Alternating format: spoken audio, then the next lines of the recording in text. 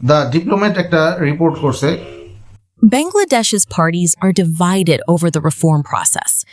Despite a clear yes vote in the referendum, the BNP government is dragging its feet, prompting the opposition to protest in parliament and the streets.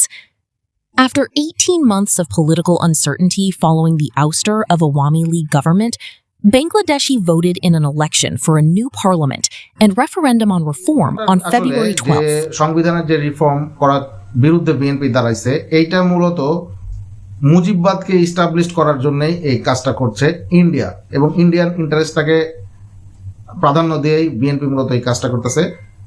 মুজিববাদ এবং secularism এইটা মোটামুটি মুদ্রার এপিট এবং ওপিট। তো মুজিববাদকে যদি ইস্টাবলিশ করা যায় তাহলে এখানে ইন্ডিয়ান ইন্টারেস্টকে সম্পূর্ণভাবে ইস্টাবলিশ করা খুবই ইজি হয়ে দাঁড়ায়।